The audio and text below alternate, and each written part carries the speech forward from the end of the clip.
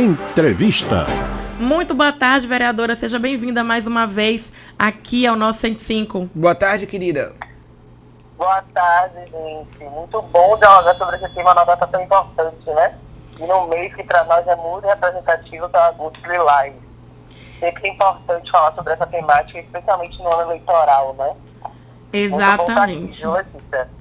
Inclusive, aí eu já vou trazer uma situação que a gente tem vivido e que a gente noticiou ao longo dessa semana aqui no nosso programa, foi notícia nos principais sites e veículos de imprensa, que é o fato de algumas coligações terem aí seus mandatos impugnados, inclusive aqui no interior do nosso estado, porque alguns partidos, naquela tentativa de cumprir aquela cota, nessa busca pelo fundo eleitoral, têm colocado aí laranjas, mulheres que supostamente estariam concorrendo a pleito, só que na verdade elas não existem, na verdade elas não se candidataram efetivamente, só uma tentativa de burlar esse sistema. Como é que a gente vê isso 90 anos depois de a gente já ter conseguido aí o direito ao voto e, como eu disse, a gente sendo maioria na população brasileira, porém minoria ainda nesses espaços?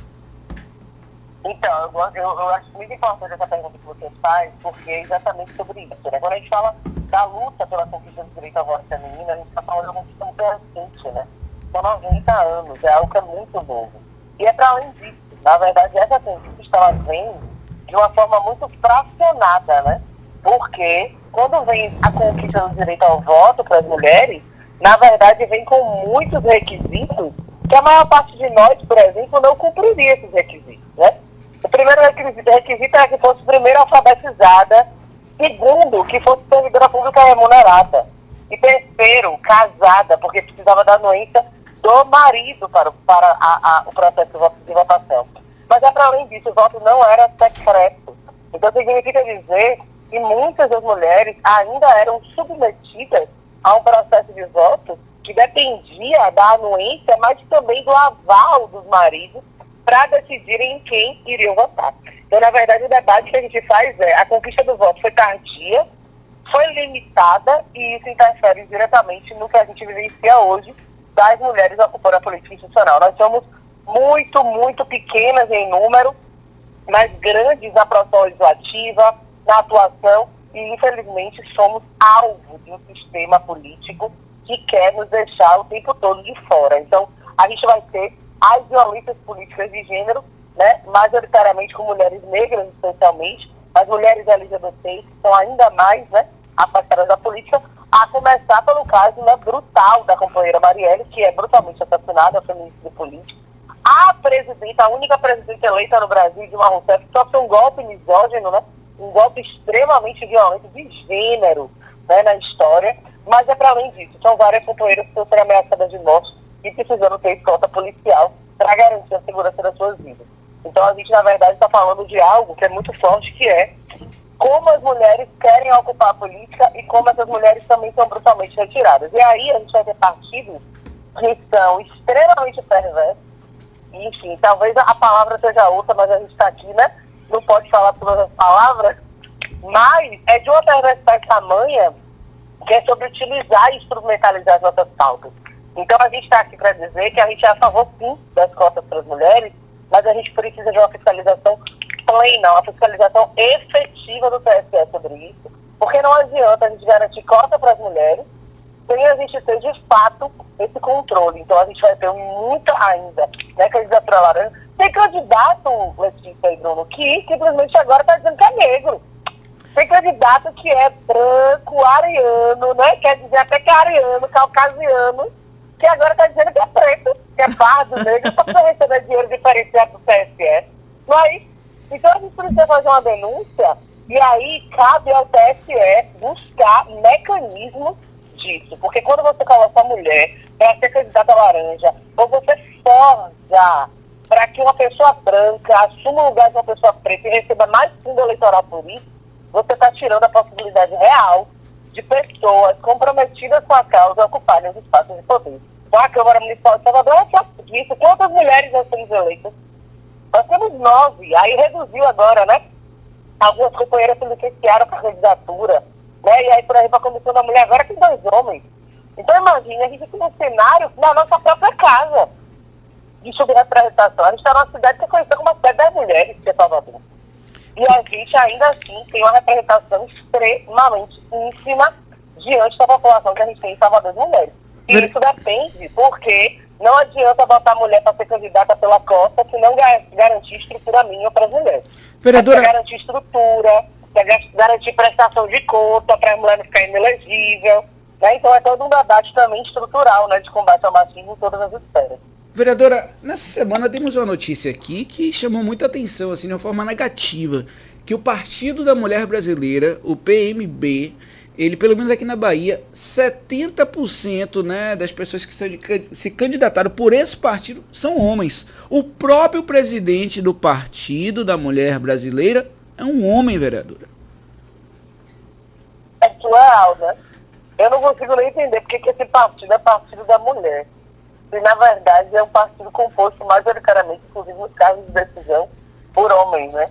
Então a gente precisa entender também que o processo é violento, né? É violento demais, a ponto de fazer mulheres criarem, e eu conheço mulheres, por exemplo, que participaram do processo de criação do Partido da Mulher Brasileira e que romperam com o partido porque simplesmente, né, enfim, muitas mulheres ainda, a serviço do machismo, né, enfim, permitiram, né, e garantiram a entrada, não só a entrada, mas a ascensão de homens no Partido da Mulher Brasileira. E aí, a gente não está aqui para criticar a B ou C, a gente está aqui para criticar não os processos individuais, mas os processos coletivos, né?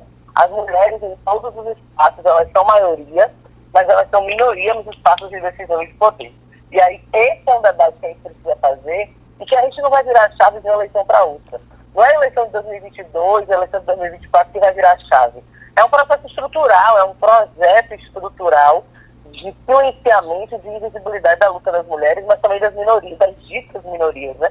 Negros e negras, LGBTs, povo de santo, né? Quando a gente faz esse debate, a gente precisa dizer que existe uma estrutura colonial que define aonde a mulher cabe, aonde os homens cabem, aonde os negros e negras cabem, aonde as pessoas LGBTs cabem.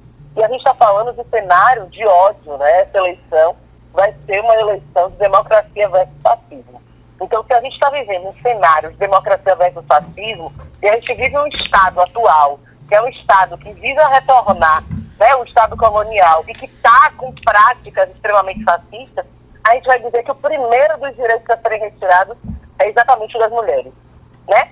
O próximo vai ser de negros e negras, né? Então a gente vai ter uma sequência de retirada de direitos exatamente a partir das conquistas das mulheres, né? Porque as mulheres que fazem movimento social, que lutam todos os dias.